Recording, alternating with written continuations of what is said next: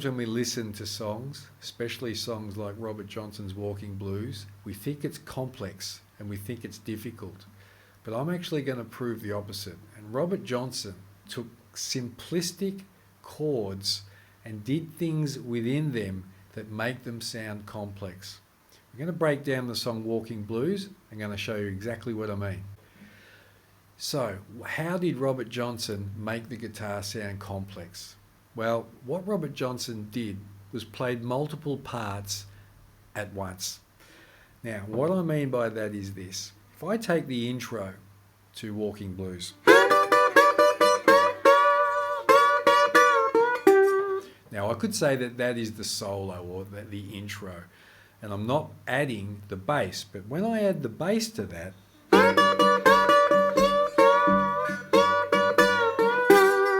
okay, now sounds complex because I've added a bass line. So I've added another instrument. Now this is what Robert Johnson did. Robert Johnson not only added another instrument, but he then also phrased during his playing. So I could say, I go the intro.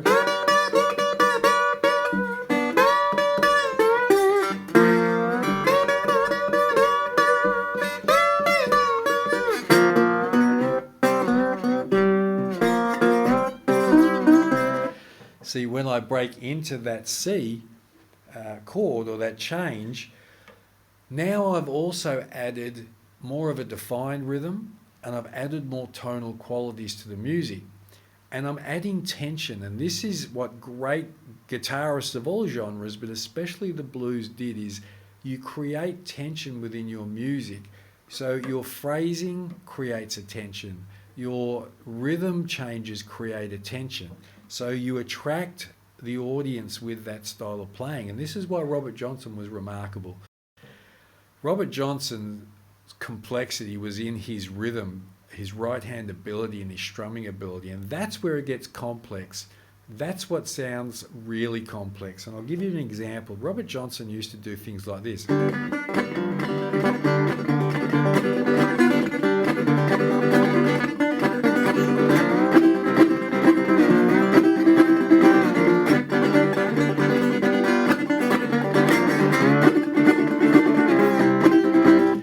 That, what I like to call the train, it's like a freight train, you know, it's like it's coming out of the station and it's picked up speed.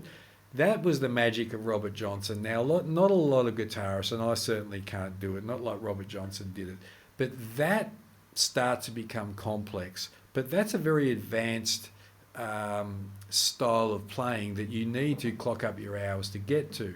But if we go back to the simplicity of what Robert Johnson was doing,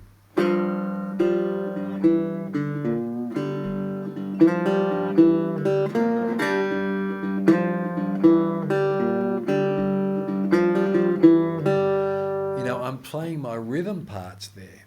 So there's so many different combinations that come into Robert Johnson's playing. So, that's off a song called Rambling on My Mind. We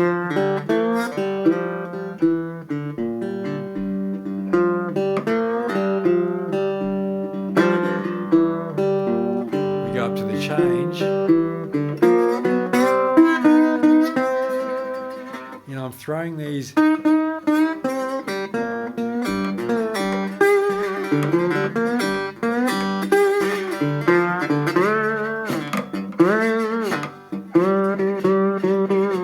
So when I put all of those different things that I'm doing into one song, of course the listener is going to go, well, that's mighty complex. There's no way I can do that. But it is actually not that hard. The hardest part of learning Delta slide guitar is not so much the slide, it's the right hand. It's getting that right hand and that rhythm moving inside of you so you're not thinking about it. This goes back to that philosophy I have, is you've got to feel it. You have to feel the rhythm to get out of your head. And so everything becomes automated in it almost. And that's what Robert Johnson did. That is why Robert Johnson is so unique and such a great player, that he could take, just a simple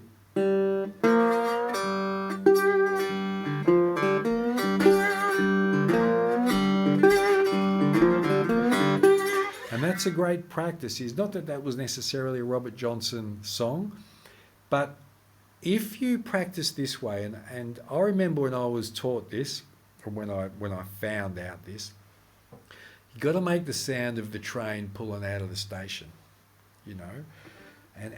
So when you're doing your practice, take something simple and start it off as if it's a train, an old locomotive pulling out of the station.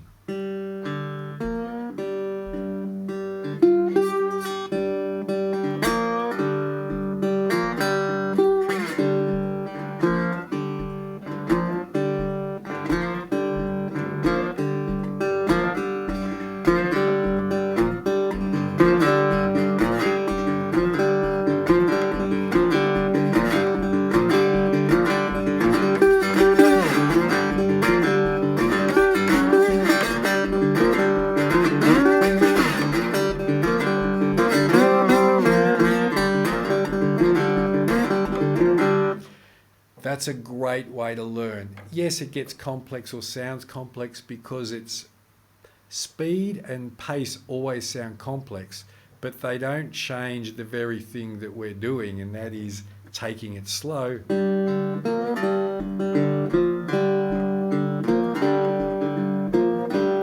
That doesn't sound complex. So it's only the pace that makes something sound complex.